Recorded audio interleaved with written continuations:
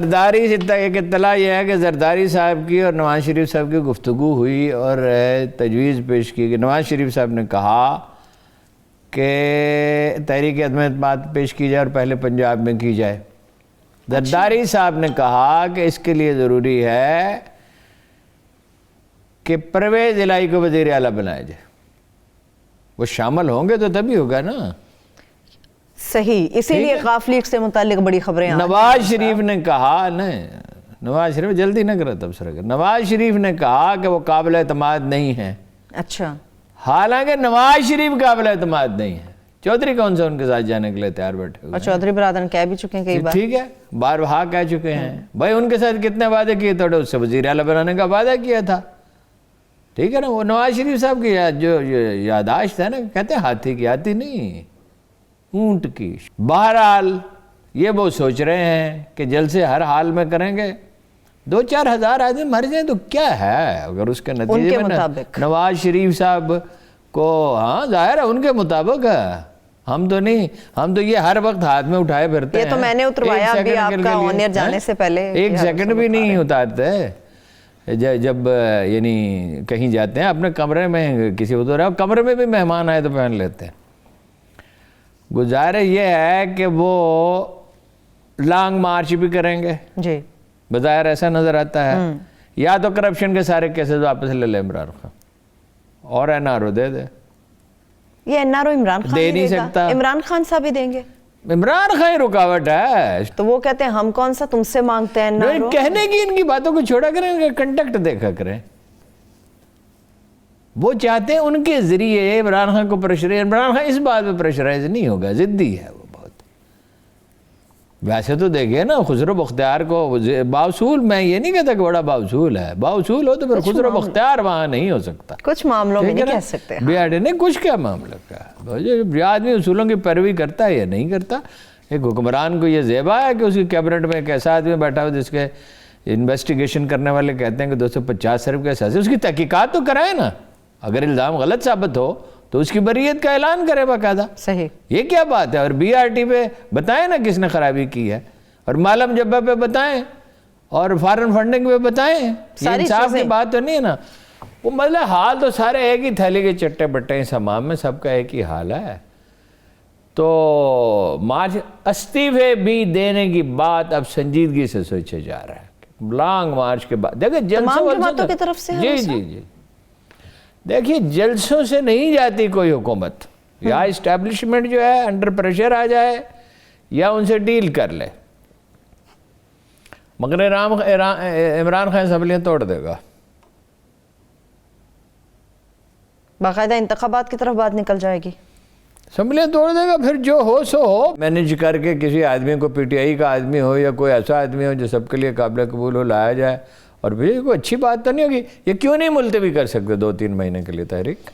کیا ہے؟ وہ کہتے ہیں ابھی تو جوبن پہ ہے، عمران خان نہیں، وہ تو الٹا اس کا فائدہ اٹھانا چاہتے ہیں کہ معیشت، فضل الرحمان نے کہا کہ شہر ترقی گر گئی ہے، اور یہ امریکہ کی اکانومی 37% شرنک ہو گئی ہے، انڈیا کی 24% شرنک ہو گئی ہے، کوئی پاکستان واحد، مطلب پاکستان میں تو کم لوگ مرے ہیں۔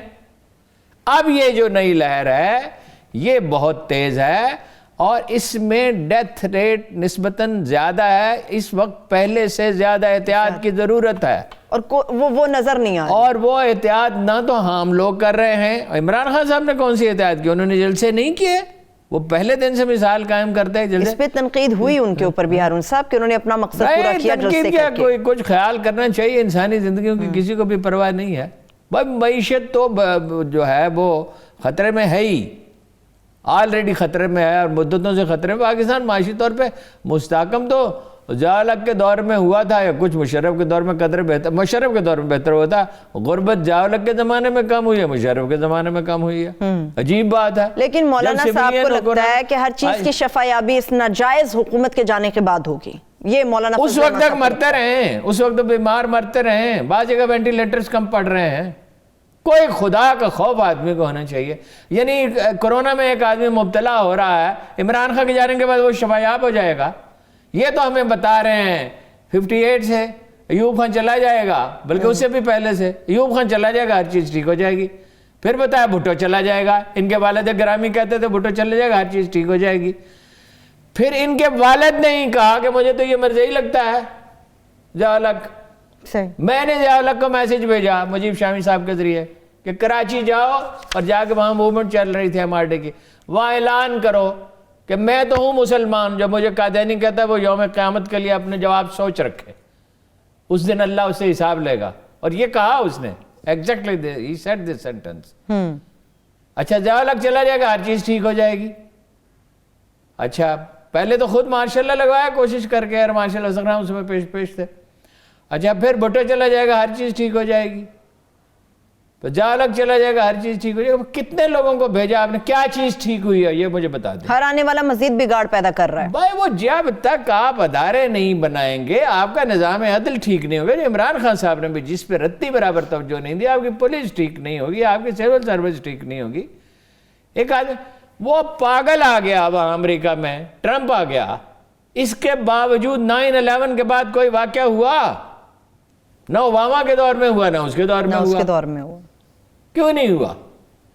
اچھا وہ اس نے کتنی احمقانہ باتیں یہ کرتا تھا, مسلمانوں کے داخلے پہ پابندی ٹرمپ نے کی مودی کی طرح آتے ہی اور کتنی اور بہت سی چیزیں. ایران کے معاملے میں ایک معاہدہ جو برسوں کی ریاضت سے ہوا ہے, ایران کے ساتھ معاہدہ توڑ دیا اور کہا کہ وائرس چین نے پھیلایا, اور اس کو کمپلسو لائر کہتے تھے سارا میڈیا.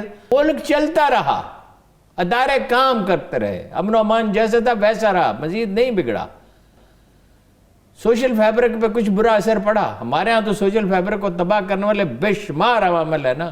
صحیح. کریکٹر اسیسینیشن کے لیے میڈیا سیل بنائے ہوئے ہیں اور گالیاں دیتے ہیں ایک دوسرے کو.